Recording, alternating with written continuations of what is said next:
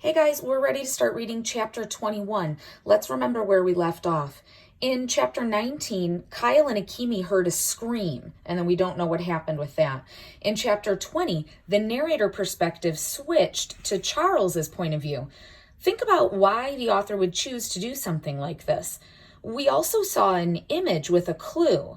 It may be important to keep track of any clues we see in this story. So remember, you can always revisit the chapters by going back to the recordings. Let's get started on page 104. Ouch! I'm stuck! Help!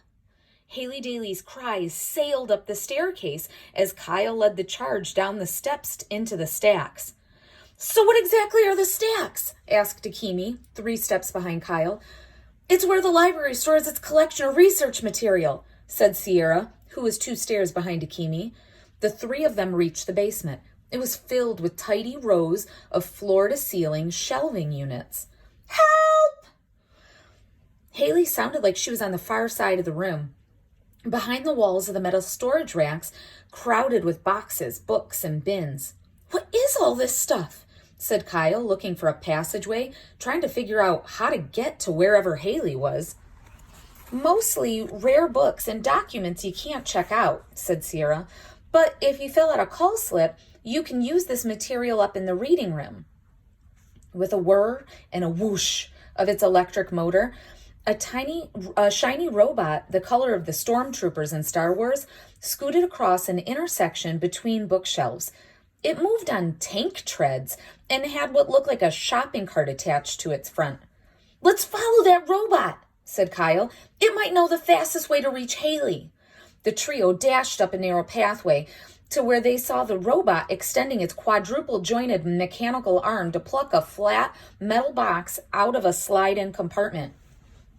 The box had been stored in a section of shelving with a flashing LCD that read, Magazines and Periodicals, 1930s. Somebody upstairs wants an old magazine? Said Akimi. They're probably researching the Gold Leaf Bank building, said Sierra. I think it was built in the 1930s. Help! Screamed Haley. I'm stuck! Hang on, shouted Kyle. We're coming. Well, hurry up already. This way, said Kyle.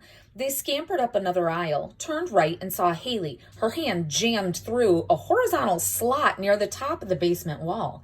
To reach it, she'd had to stand on an elevated treadmill, maybe 30 feet long. Since the thing was rolling, Haley was jogging in place so she wouldn't fall on her face. The high-tech conveyor belt was actually a series of rollers. 10 robot carts, staggered so no 2 were directly across from each other, were lined up on either side. I think it's an automatic book sorter, said Sierra.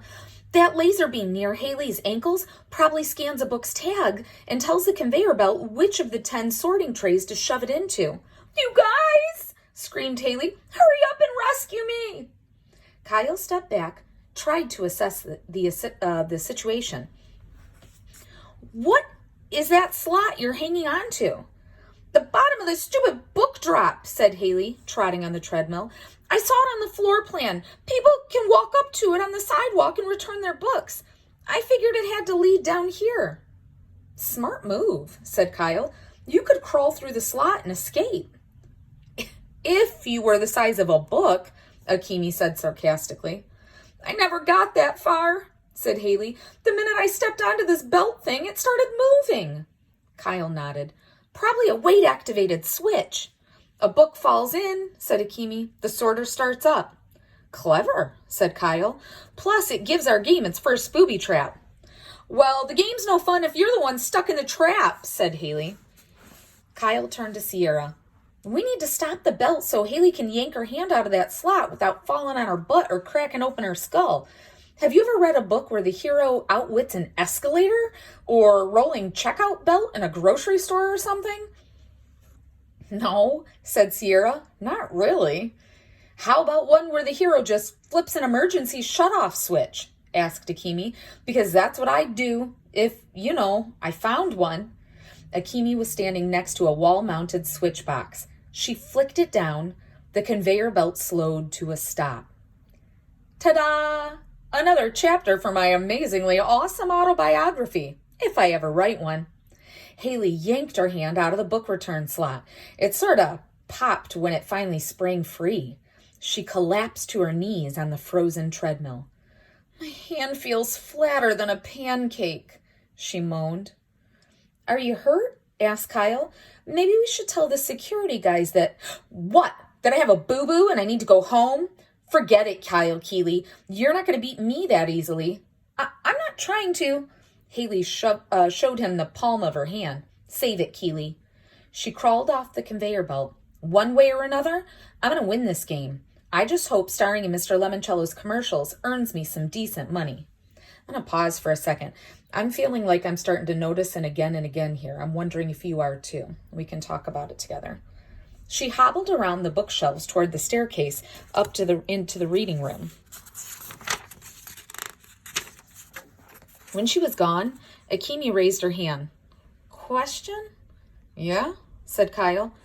How come the guys inside the control room didn't flip a switch to shut down the book sorter when they saw Haley doing her cardio cha-cha-cha on it?